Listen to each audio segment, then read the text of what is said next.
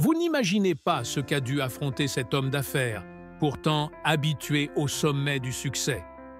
Tout commença par un simple billet en classe économique, destiné à vérifier le service aérien de sa compagnie. Ce qu'il vécut ensuite dépassa toutes les attentes, et pas dans le bon sens du terme. Alors que les passagers embarquaient un à un sur le vol 437, l'un des trajets phares de la compagnie aérienne Air Star, réputée pour ses services luxueux, la cabine se remplissait rapidement.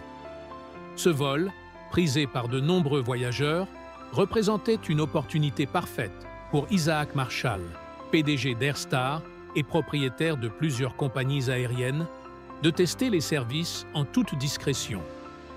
Il profitait d'un rare moment de calme dans son emploi du temps chargé pour vivre, incognito, l'expérience d'un passager ordinaire. Son objectif n'était pas simplement de superviser les affaires, mais d'évaluer personnellement si les promesses de sa compagnie en matière d'excellence et de valeur étaient bien tenues. Habillé simplement, dans des vêtements décontractés, Isaac cherchait à se fondre dans la masse, évitant tout signe ostentatoire de son statut. Au comptoir d'enregistrement, il était arrivé en avance, se mêlant à la foule anonyme, bien loin de l'attention à laquelle il était habitué. Quelques regards curieux s'attardèrent sur lui, probablement intrigués par ce voyageur atypique, voyageant sans escorte. Pourtant, il n'y prêta aucune attention, franchissant sereinement les contrôles de sécurité avant de rejoindre l'avion. Installé à son siège, Isaac entreprit de scruter silencieusement l'équipage, observant la manière dont il interagissait avec les passagers. Cette expérience, espérait-il, lui permettrait d'évaluer la qualité du service offert et d'identifier d'éventuelles lacunes. Cependant, une tension imperceptible flottait dans l'air, exacerbée chaque fois qu'il croisait le regard des membres de l'équipage, en particulier celui de Carla, une hôtesse qui parcourait l'allée pour aider à ranger les bagages.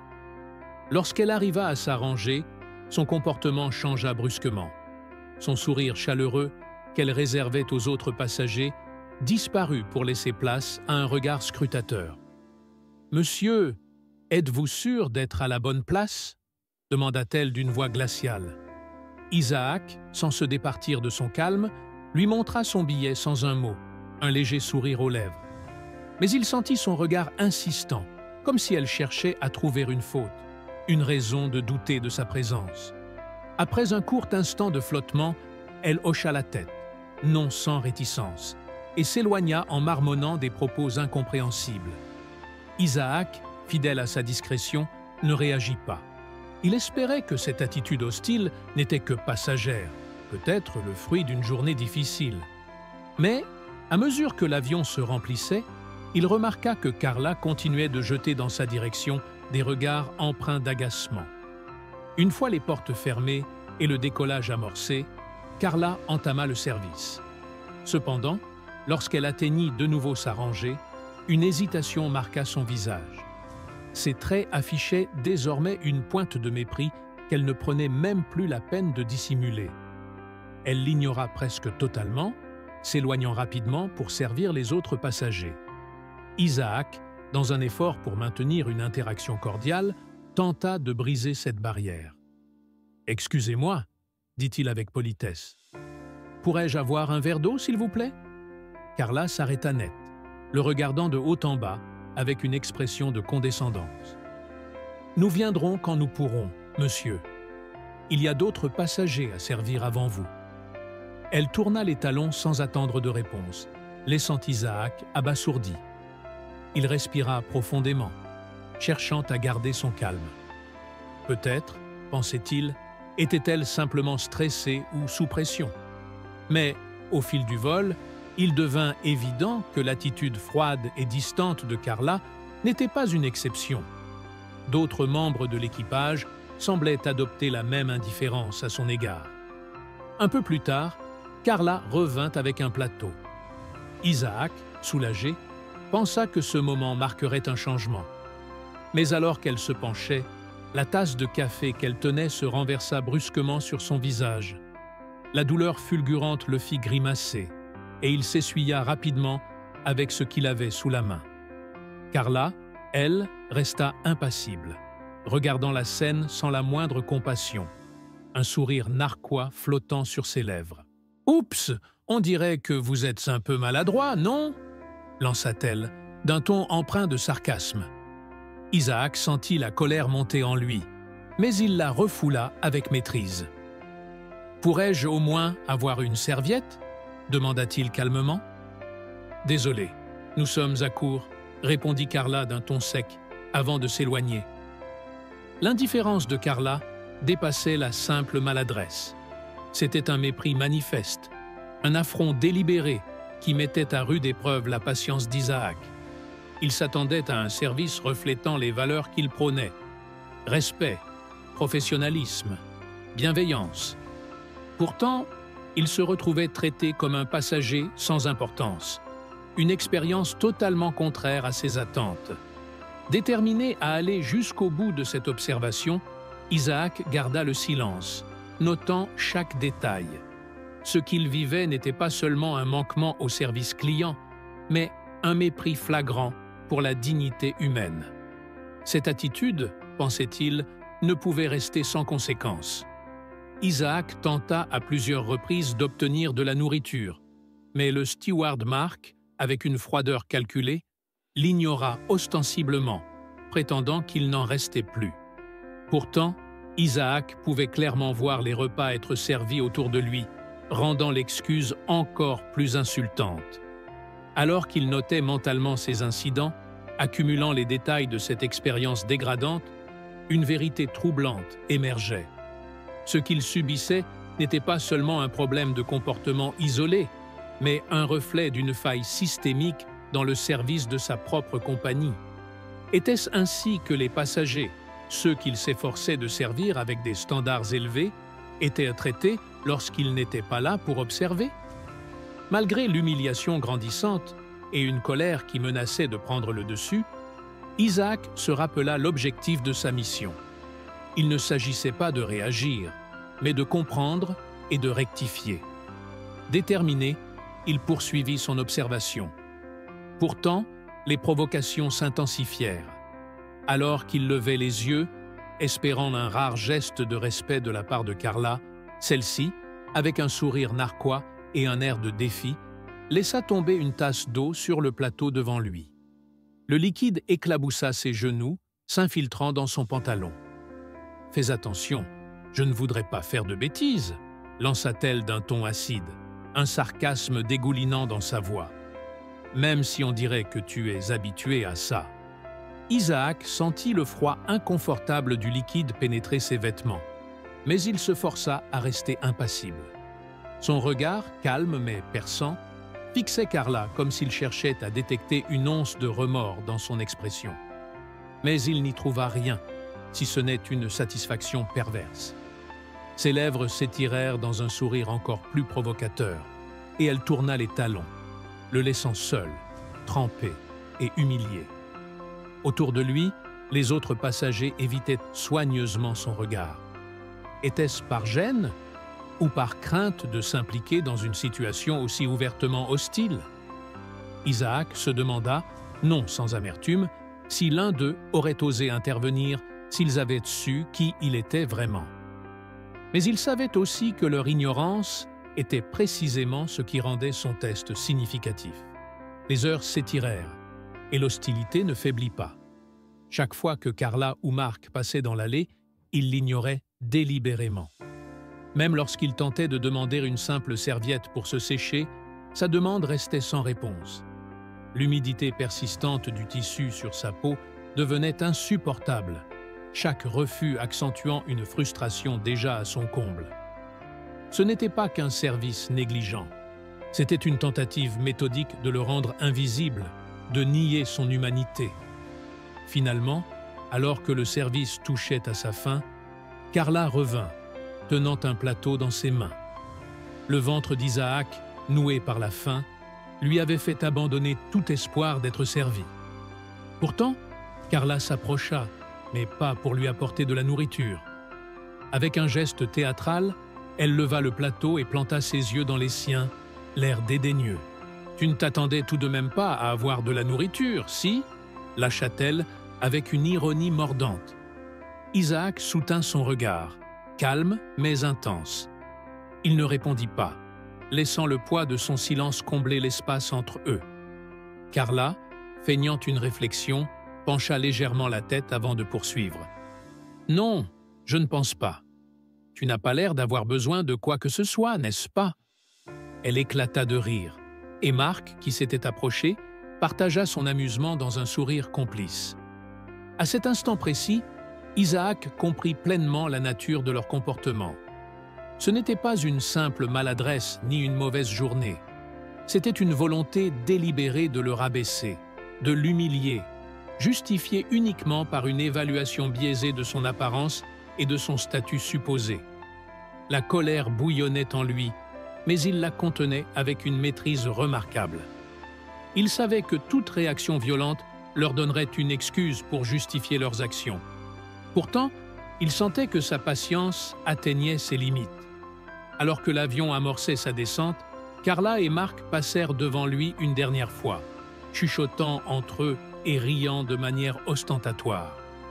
Chaque rire résonnait comme une insulte supplémentaire. Isaac écoutait en silence, absorbant chaque humiliation, chaque provocation, gravant ces moments dans sa mémoire comme des preuves. Il était venu pour découvrir la vérité, et elle s'offrait à lui dans toute sa cruauté.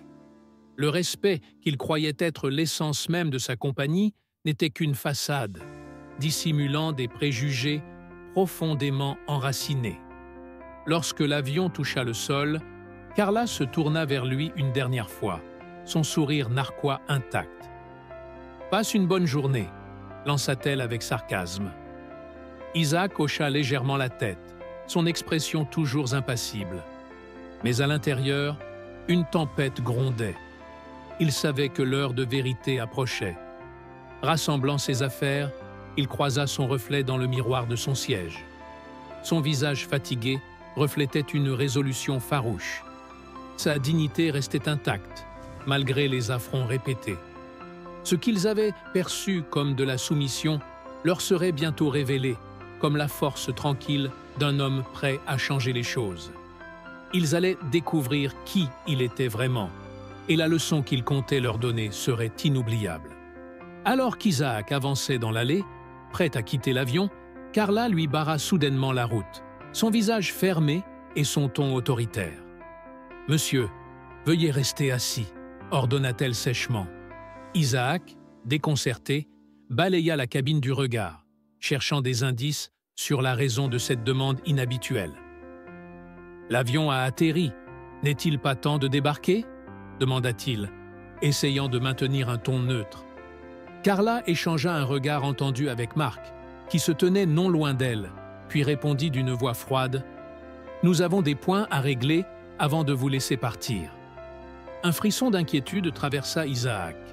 Il observe Marc s'approcher lentement, les bras croisés et une expression austère sur le visage. « Plusieurs passagers se sont plaints de votre comportement perturbateur », annonça Carla d'une voix forte, s'assurant que les autres passagers encore présents l'entendent bien. Isaac resta figé. Ces accusations étaient absurdes. Il n'avait presque pas prononcé un mot durant tout le vol. « C'est faux », rétorqua-t-il calmement. « Je n'ai causé aucun trouble. » Marc avança d'un pas, le regard perçant. « Écoutez, monsieur, ce n'est ni l'endroit ni le moment pour contester. Vous avez été bruyant, vous avez refusé de coopérer, et vous avez dérangé les autres passagers, déclara-t-il avec une froideur qui semblait préméditée. Isaac sentit la chaleur monter à ses joues, signe de sa frustration grandissante. « Je n'ai rien fait de tout cela », affirma-t-il d'une voix ferme. « J'ai suivi toutes les consignes. » Carla haussa un sourcil, un ricanement méprisant échappant de ses lèvres. « Ce n'est pas ce qu'on nous a rapporté, monsieur. Si vous persistez à refuser de coopérer, nous serons contraints d'appeler la sécurité. » Isaac inspira profondément, tâchant de contenir sa colère. Autour de lui, les autres passagers observèrent la scène avec un mélange de curiosité et de malaise, mais aucun n'osait intervenir. Je veux juste quitter cet avion comme tout le monde, dit-il, sa voix trahissant un calme forcé. Carla croisa les bras, immobile, son regard défiant. Le silence fut brisé par l'arrivée de Jackson, le pilote, dont le visage fermé témoignait de sa détermination à mettre fin à cette situation. « Ce passager a causé des problèmes », expliqua Carla avec empressement. « Pour la sécurité, nous devrions appeler du renfort. »« Je ne suis une menace pour personne », répondit Isaac, essayant de garder son ton posé malgré l'absurdité de la situation. Mais Jackson ignora ses paroles. Sans prévenir, il saisit fermement le bras d'Isaac, son emprise ferme et sans concession. « Que faites-vous » protesta Isaac, stupéfait, en essayant de se dégager. « Cessez de résister. Vous avez reçu un ordre clair » rétorqua Jackson, raffermissant son étreinte. Un frisson d'indignation parcourut Isaac alors qu'il réalisait l'ampleur de cette mise en scène. Ce n'était plus une simple humiliation, mais une tentative flagrante de le discréditer publiquement. Avant qu'il ne puisse formuler une réponse, Marc s'approcha, tenant une paire de menottes dans sa main. « Puisque vous ne coopérez pas, nous allons devoir vous retenir », déclara-t-il d'un ton glacé. Isaac le fixa avec incrédulité, sa pensée bouillonnant face à l'absurdité de la situation. Cette scène ressemblait davantage à un cauchemar qu'à une réalité. Il était venu observer et comprendre ce que vivaient ses passagers. Et voilà qu'il était traité comme un criminel. Marc s'approcha davantage, enfonçant le métal froid des menottes autour des poignets d'Isaac. La douleur et l'humiliation fusionnaient en lui, déclenchant une rage qu'il réprimait tant bien que mal. « Voilà » lança Marc d'un ton suffisant, reculant d'un pas pour admirer son œuvre. « Peut-être que maintenant, vous comprendrez les conséquences d'un comportement perturbateur. » Isaac, bien qu'envahi par la colère, parvint à garder une expression stoïque. Il savait que céder à l'émotion ne ferait qu'alimenter leurs accusations injustes. Pourtant, il ne pouvait ignorer la morsure du métal sur sa peau, la chaleur de la honte qui montait en lui. « Allongez-vous au sol », ordonna Jackson d'un ton dur. « Vous ne bougerez pas jusqu'à nouvel ordre. » Isaac hésita. Le poids des regards, le murmure des passagers autour de lui, tout semblait peser sur ses épaules. Mais un seul regard menaçant de Jackson lui fit comprendre qu'il n'avait pas d'autre choix. À contre-cœur, il s'allongea sur le sol de l'avion, ressentant la froideur du métal contre sa peau. Alors qu'il gisait là, vulnérable et exposé, les murmures s'intensifièrent. Les passagers étaient manifestement choqués, mais aucun ne semblait prêt à intervenir. Il était seul, entouré d'une indifférence qui le frappait presque autant que les actes de l'équipage. Chaque tentative pour ajuster sa position était interrompue par Marc, qui se montrait brutal dans ses gestes. Une poussée ici, un coup de pied là, chaque mouvement lui rappelait son impuissance. « Reste tranquille », grogna Marc avec un mépris palpable.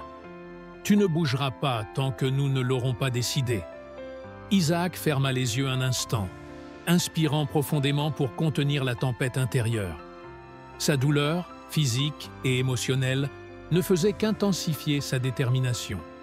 Chaque seconde de cet affront lui rappelait pourquoi il était ici. Cette expérience, bien qu'horrible, lui révélerait la vérité sur le fonctionnement de son entreprise. Et il savait qu'un jour proche, ceux qui se tenaient au-dessus de lui aujourd'hui comprendraient l'étendue de leur erreur. Car Isaac Marshall, bien que temporairement brisé, se préparait déjà à se relever. Enfin, après ce qui lui parut une éternité, l'interphone annonça que l'avion avait atterri. Isaac, toujours cloué au sol, attendait qu'on vienne enfin le libérer. Il espérait, au minimum, retrouver la dignité de pouvoir se tenir debout. Mais Jackson et Marc, échangeant un regard complice, semblaient déterminés à prolonger son humiliation. « Tu restes là où tu es », déclara Jackson, son sourire malveillant accentuant ses mots. « La sécurité s'occupera de toi à l'arrivée. » Une vague de colère monta en Isaac, brûlant comme un feu qu'il contenait difficilement. Mais il garda son calme. Il savait que son moment viendrait, et ce moment serait décisif. Ils allèrent découvrir la vérité, et leur comportement trouverait sa juste sanction. Pour l'instant, il choisit d'endurer. Lorsque l'avion s'immobilisa enfin sur la piste, Isaac, toujours allongé, continuait à subir cette humiliation publique. Chaque insulte, chaque geste d'irrespect s'enracinait profondément en lui. Il voyait clairement l'étendue des problèmes au sein de sa compagnie, chaque mot et chaque action renforçant sa résolution de rendre justice. Les passagers commencèrent à débarquer un par un. Pourtant, Isaac restait au sol, immobilisé, soumis à leurs regards curieux ou gênés. Alors que les derniers quittèrent l'avion, Carla s'arrêta devant lui, bras croisés, son sourire suffisant accroché à ses lèvres. « J'espère que vous avez apprécié le vol », lança-t-elle, avec un mépris à peine dissimulé. Isaac, toujours aussi impassible, la fixa d'un regard perçant, un mélange de calme et de promesses silencieuses. Il ne répondit pas, mais son regard parlait pour lui. Justice serait rendue. Peu après, 2 agents de sécurité montèrent à bord. Leur attitude, froide et impersonnelle, trahissait leur indifférence face à l'état d'Isaac, menotté, humilié et taché de café. « Monsieur, nous allons devoir vous escorter », déclara l'un des agents avec une neutralité désarmante. Isaac se redressa lentement, rassemblant toute sa dignité malgré les menottes qui mordaient encore ses poignets. « Je n'ai rien fait de mal. Ces gens mentent », répondit-il d'une voix maîtrisée. Carla éclata de rire, son ton chargé d'ironie. « Mentir ? Toute l'équipe peut confirmer votre comportement perturbateur, » dit-elle, croisant les bras avec un air de triomphe. Isaac sentit une bouffée de colère le traverser, mais il se força à rester calme. Ce n'était pas encore le moment de révéler sa véritable identité. En silence, il suivit les agents hors de l'avion, sous les regards moqueurs de Carla, Mark et Jackson. Dehors, un vent frais l'accueillit, presque comme une promesse de liberté. L'un des agents lui retira les menottes. « Vous êtes libre d'y aller », murmura-t-il, son ton légèrement plus humain. Isaac, les poignets encore endoloris, répondit calmement « Merci, mais ce n'est pas terminé ». Chaque pas vers le terminal renforçait sa détermination. Ce n'était plus seulement pour lui. Il devait agir pour tous ceux qui avaient pu subir ce genre de traitement. Dès son arrivée au bureau de la compagnie, il se dirigea vers l'accueil. Avec une autorité froide, il sortit son badge et le posa devant la réceptionniste abasourdie.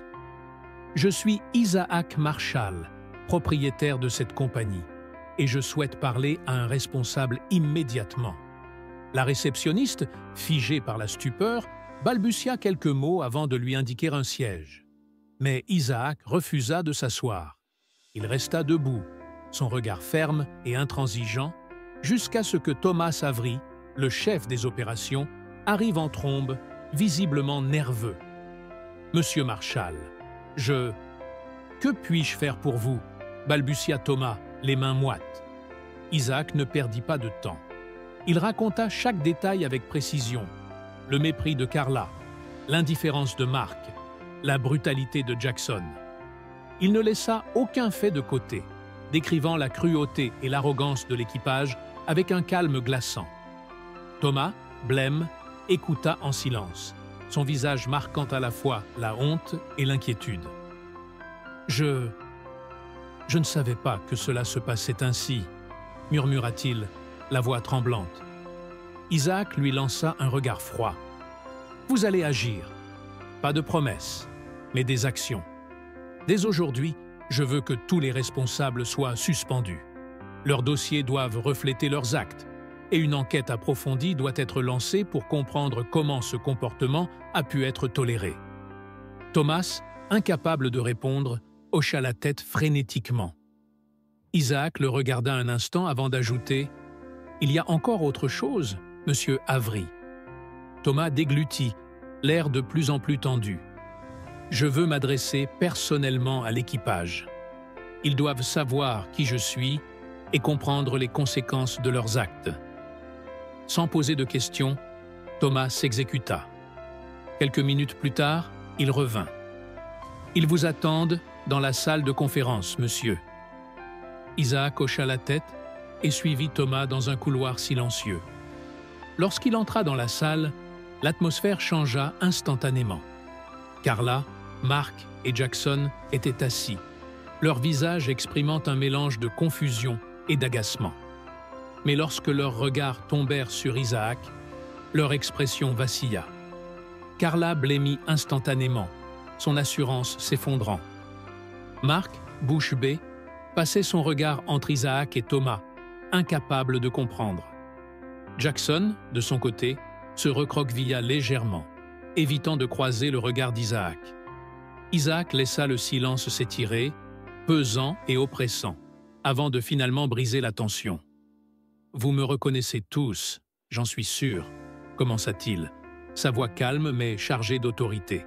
« Je suis Isaac Marshall, le propriétaire de cette compagnie. Et vous avez tous commis une grave erreur. » Carla détourna les yeux, ses joues rougies par la honte. Mark et Jackson, eux, échangèrent des regards inquiets, leur confiance s'évaporant comme une fumée légère. « Pendant ce vol, » reprit Isaac, « vous m'avez traité comme un moins que rien. Vous m'avez humilié, ignoré et soumis à une violence inacceptable. Tout cela parce que vous pensiez que j'étais un simple passager. Vous avez cru pouvoir agir en toute impunité, mais vous aviez tort. » Jackson, pâle et visiblement secoué, tenta de se justifier. « Monsieur Marshall, si nous avions su… » Isaac leva une main pour l'interrompre, le regard implacable. « Peu importe qui je suis, que je sois le propriétaire de cette compagnie ou un passager lambda, je mérite le même respect. Et ce respect, vous l'avez piétiné. » Le silence qui suivit était si lourd qu'il semblait comprimer l'air. Isaac savait qu'il avait pris le contrôle, et il n'avait pas l'intention de le relâcher. Justice serait rendue, non seulement pour lui, mais pour chaque passager qui pourrait monter à bord de ces avions à l'avenir. Isaac fixa Jackson d'un regard perçant, laissant ses mots résonner dans l'espace confiné de la salle. L'atmosphère était lourde, chargée de tension. Lentement, il détourna son attention pour se concentrer sur Carla, dont les yeux embués trahissaient une lutte intérieure entre honte et désespoir. « Vous m'avez traité avec un mépris inimaginable, renversant du café sur mon visage, refusant de répondre à mes demandes les plus élémentaires et allant jusqu'à orchestrer une humiliation publique », déclara Isaac d'une voix ferme mais contenue. « Ce que vous avez fait dépasse un simple manquement professionnel. C'est un affront direct aux valeurs fondamentales sur lesquelles cette compagnie a été bâtie. » Carla, incapable de soutenir son regard, baissa les yeux, ses épaules s'affaissant comme sous le poids d'un fardeau insurmontable. « Monsieur Marshall, je suis profondément désolé, » balbutia-t-elle, sa voix vacillante. Isaac, implacable, leva une main pour l'interrompre. « Gardez vos excuses, elles ne signifient rien. Ce que vous avez fait révèle bien plus qu'une erreur passagère. C'est une démonstration claire de vos véritables intentions et de votre caractère. » Il la laissa s'enfoncer dans son silence de culpabilité avant de se tourner vers Mark, dont l'attitude défaite traduisait un mélange de remords et de résignation. « Mark, votre indifférence volontaire et votre complicité dans ces actes ne font que renforcer votre implication. Vous avez choisi d'ignorer, voire d'encourager, ce comportement odieux. Cela vous rend tout aussi coupable. » Mark, la tête baissée, ne tenta même pas de se défendre. Il savait que tout argument serait vain face à la vérité accablante qu'Isaac venait d'exposer. Enfin, Isaac reporta son attention sur Jackson, le pilote, qui avait jusqu'alors maintenu une façade de défi, mais dont les traits commençaient à trahir une nervosité croissante. « Quant à vous, Jackson, votre rôle en tant que commandant de bord est d'assurer la sécurité et le bien-être de chaque passager, peu importe leur apparence ou leur statut. Non seulement vous avez échoué, mais vous avez cautionné et participé activement à cette mascarade. Votre comportement est indigne de votre fonction. Jackson ouvrit la bouche, cherchant visiblement à protester, mais Isaac leva calmement une main pour imposer le silence. « Il n'y a rien à dire. Vos actes parlent bien plus fort que vos mots. » Prenant une profonde inspiration, Isaac posa son verdict, chaque mot tombant comme un couperet. À partir de cet instant, vous êtes tous révoqués de vos fonctions. Vos dossiers seront mis à jour pour refléter vos actions et une enquête complète sera menée.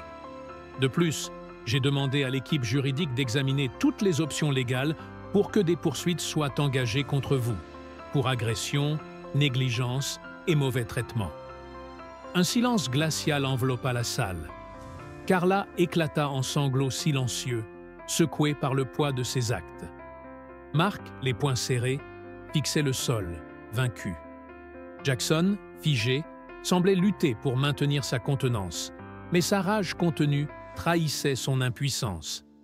Isaac, retrouvant un semblant de sérénité, se redressa, son regard balayé par une détermination inflexible. « J'espère que cette leçon restera gravée dans vos mémoires. Chaque passager, sans exception, mérite respect et dignité. Peu importe son apparence, sa classe ou son statut. Dans cette compagnie, cela est non négociable. » Il pivota sur ses talons, quittant la salle sans un regard en arrière. Il laissait derrière lui des employés brisés, confrontés aux conséquences de leurs actes. Sur le chemin du terminal principal, son assistant accourut, essoufflé, mais prêt à répondre à ses besoins. « Monsieur Marshall, une voiture est prête à vous conduire à votre hôtel. Avez-vous besoin d'autre chose ?» demanda-t-il avec précaution. Isaac secoua la tête, sa voix posée, mais empreinte d'une résolution inébranlable. « Non, merci, mais j'ai encore du travail à faire. » Alors qu'il avançait dans le terminal, une idée claire s'installait dans son esprit. Cette expérience n'était que le point de départ d'une transformation profonde. Les licenciements n'étaient qu'une première étape.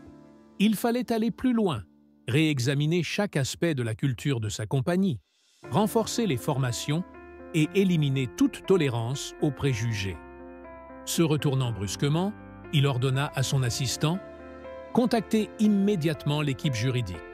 Cet équipage doit répondre de ses actes. Si des poursuites criminelles sont nécessaires, je veux que tout soit mis en œuvre. » Alors qu'il marchait, il sentit un poids se lever légèrement de ses épaules. Malgré l'humiliation qu'il avait subie, il savait que cette épreuve avait une signification plus grande. Elle servirait de catalyseur pour un changement fondamental au sein de sa compagnie.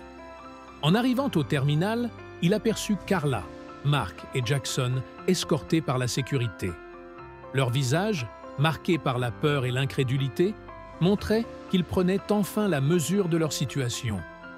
Carla, les yeux rougis, lui lança un regard désespéré, comme si elle espérait une clémence de dernière minute. Mark, nerveux, se mordillait la lèvre, tandis que Jackson, bien qu'encore provocateur, affichait une tension palpable. Isaac soutint leurs regards, impassible, son visage une forteresse de calme et de détermination. Il pouvait supplier en silence, espérer un pardon qu'il n'oserait formuler, mais il n'obtiendrait rien. Pas après ce qu'ils avaient fait. Il leva les yeux vers le ciel, inspirant profondément. Cette expérience, bien qu'amère, l'avait renforcé. Elle lui rappelait pourquoi il devait continuer à se battre pour ses valeurs. Pour Isaac Marshall, ce vol n'avait été qu'un test, un révélateur des vérités dissimulées au sein de son entreprise. Mais il ne s'arrêterait pas là. Cette épreuve deviendrait le fondement d'un renouveau, une leçon pour tous, gravée dans l'histoire de sa compagnie. Alors qu'il s'éloignait du terminal, chaque pas résonnait comme une promesse. Plus jamais un tel traitement ne serait toléré. Ce n'était que le début d'un combat pour l'intégrité et le respect. Un combat qu'il était prêt à mener jusqu'au bout.